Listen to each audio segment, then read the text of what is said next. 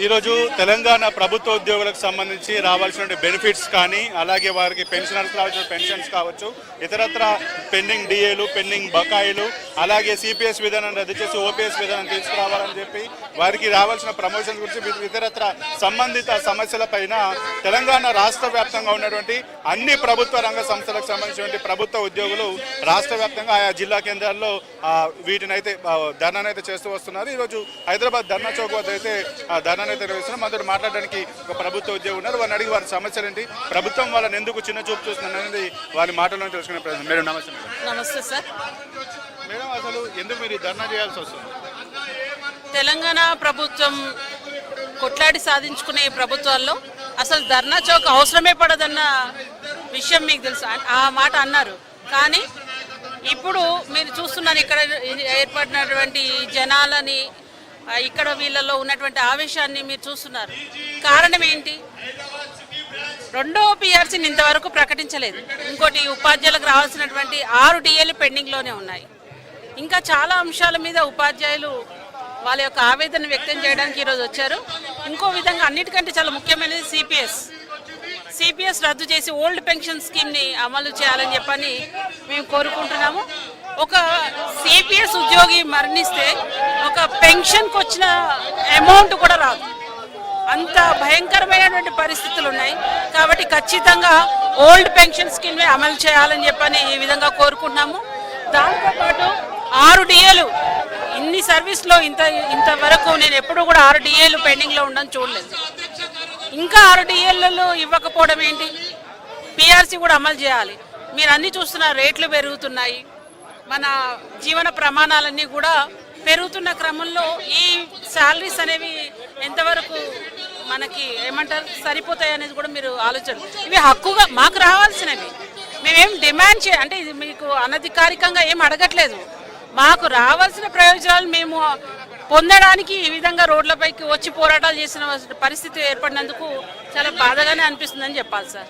అయితే ప్రభుత్వం సంబంధించి మంత్రులతోటి పలుసార్లు మీ యూనియన్ సంబంధించిన నాయకులు చర్చించినప్పుడు హామీలు ఇచ్చినటువంటి ప్రభుత్వ మంత్రులు కావచ్చు, ప్రభుత్వ పాలకులు కావచ్చు, ఎందుకు మళ్ళీ అట్లానే చేస్తున్నారు? ఎందుకు మిమ్మల్ని? అంతకు ముందు కూడా మేము ఈ కార్యాచరణ అనేది రూపొందించడం జరిగింది, పోరాటాలది. కానీ ప్రభుత్వం పిలిచి మీ సమస్యలన్నీ కూడా మేము పరిష్కారం చేస్తాము, వీటిని విరమించుకోవాలని చెప్పడం జరిగింది. మేము కూడా కొత్తగా గవర్నమెంట్ ఫామ్ అయింది కదా, పూర్తిగా వాళ్ళని ఒత్తిడిలోకి తీసుకురావాల్సిన అవసరం లేదు, కొంత టైం ఇద్దామని చెప్పని మేము ఆ వాయిదా వేసుకోవడం జరిగింది. వాయిదా వేసుకున్న తర్వాత కూడా ఎన్నో అంశాల మీద రిప్రజెంటేషన్ చేశాం, మెమోరాండమ్స్ ఇచ్చాం. అయినా కూడా స్పందించలేని క్రమంలోనే ఈ పోరాటానికి దిగాల్సి వచ్చింది. కానీ మేము గత 2-3 ఏళ్లుగా అనేక అంశాల మీద ప్రాతినిధ్యాలు ఇచ్చాము. ప్రభుత్వం కూడా సానుకూలంగానే స్పందిస్తామని చెప్తూనే ఇంతవరకు ఉపాధ్యాయులకు ఎటువంటి సౌకర్యాలు కల్పించలేదు. మొండి చేయి చూపించిన సందర్భంలో ఈ రోజున ఉపాధ్యాయులు రోడ్డు మీద ఎక్కాల్సి వచ్చింది సార్.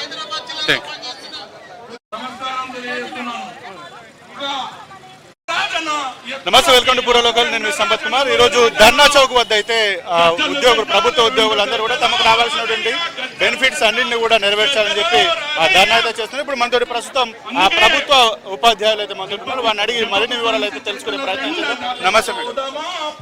నేను కేశంపేట నుంచి వచ్చానండి. మాకు ఒక రావాల్సిన పిఆర్సీలు మరియు డిఏలు, మెడికల్ బిల్స్, ఆ పెండింగ్ లో ఏవైతే ఉన్నాయో వాటిని క్లియర్ చేయాలని మేము చాలా సార్లు ధర్నా చేయడం జరిగింది.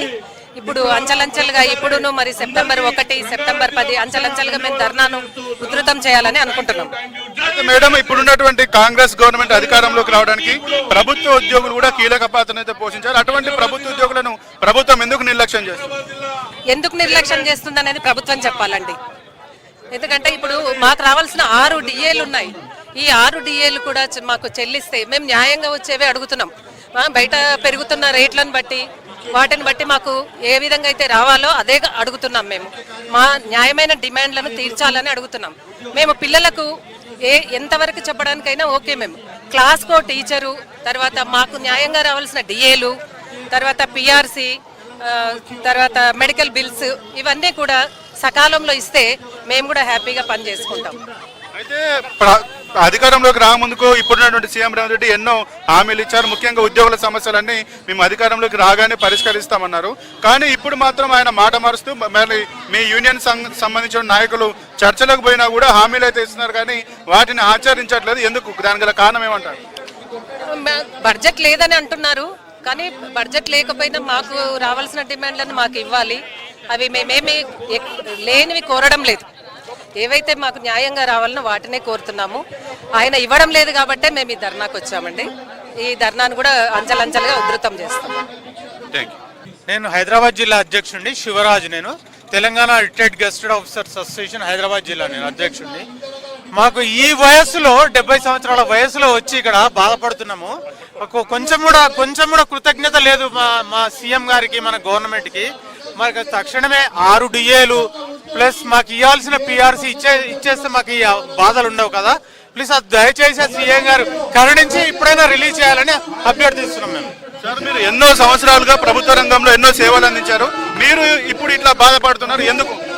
అదే ఇప్పుడు మేము ఒళ్ళు దాచుకోకుండా 37 సంవత్సరాలు సేవ చేశాము. మా ద్వారానే మీ ఎంప్లాయీస్ అందరి ద్వారానే ప్రభుత్వ పథకాలన్నీ అందించేది కూడా మేమే. అన్నిటికీ ప్రభుత్వాన్ని కాపాడేది, ప్రభుత్వం మంచి పేరు తెచ్చేది, ప్రభుత్వం తరఫున సేవ చేసేది కూడా మేమే. అయినా మమ్మల్ని మా ఎంప్లాయీస్ ఎందుకు బాధపెడుతున్నాడు మన ముఖ్యమంత్రి గారు? దయచేసి మాకు ఇవన్నీ చేయండి. మన ఈ ఏజ్ లో మేము వచ్చి ఇట్లా బాధపడాల్సిన అవసరం లేకుండా చేయాలని కృతజ్ఞత చెప్తున్నాను నేను. రైట్. ఇక చూశారు కదా ఏదైతే మేము ప్రభుత్వ రంగంలో ఎన్నో సంవత్సరాలు సర్వీస్ చేసి ఎన్నో ప్రభుత్వ పథకాలను ప్రజల వద్దకు తీసుకెళ్లాము. అలాంటి మమ్మల్ని విశ్రాంతి తీసుకున్న సమయంలో ఈ రకంగా ఇబ్బంది పెట్టడం కరెక్ట్ కాదు. ప్రభుత్వం వెంటనే స్పందించి తమకు రావాల్సిన బకాయిలను, తమ పెన్షన్లను వెంటనే విడుదల చేయాలని చెప్తున్నటువంటి పరిస్థితి. కెమెరామెన్ సీతారాంతో సంపత్ కుమార్, ధర్నా చౌక్. రంగారెడ్డి జిల్లా రిటైర్డ్ గెస్టెడ్ ఆఫీసర్స్ అసోసియేషన్ ప్రెసిడెంట్ని. మేము ముఖ్యంగా గవర్నమెంట్ ఒకటే కోరుకుంటున్నాం, రిటైర్ అయిన వాళ్ళకి మేము దాచుకున్న పైసలు మాకు వెంటనే రిలీజ్ చేయాలి. మేము దాచుకున్న పైసలు రిటైర్ కాగానే మాకు అక్కడికి వస్తాయనే ఉద్దేశంతో మీ దగ్గర పెట్టినాం. వాటిని వేరే వాటికి ఉపయోగించి దాదాపులో 2.5 సంవత్సరాలు అవుతుంది. ఎవరికి ఇవ్వటం లేదు. అలా ఆరోగ్య కార్డుల విషయానికి వస్తే అగమ్యగోచరంగా ఉంది. ఏం చెప్పాలని అర్థం కావట్లేదు. రిటైర్డ్ ఎంప్లాయీస్ యొక్క సమస్యలు వింటే చెప్తే భారతం అంతున్నది, రాస్తే రామాయణం అంతున్నది. ఎక్కడ కూడా ఒక్కటి కూడా పరిష్కారం చేయట్లేదు. ప్రభుత్వం రిటైర్డ్ ఉద్యోగుల పట్ల చాలా నిర్లక్ష్య వైఖరి వహిస్తుంది. దీని పద్ధతి మార్చుకోవాలని ఈ ధర్నా వేదికగా హెచ్చరిస్తున్నాం. అయితే సార్, మీ పెన్షన్లు తీసుకునేటువంటి సమయంలో కొంతమంది పర్సంటేజ్లు తీసుకొని కూడా కొంతమందికి రిలీజ్ చేస్తున్నట్టుగా వార్తలు అయితే వస్తున్నాయి. దీనిపైన మీ స్పందన ఏంటి? అది అక్కడక్కడ మీడియాలో వస్తున్నది. ఆ మీడియా కథనాలు మేము కూడా దానికి కొంత ఆలోచన చేస్తున్నాం. అది ఎంతవరకు నిజం అనేది తెలియదు మాకు కూడా. Thank you. నమస్తే.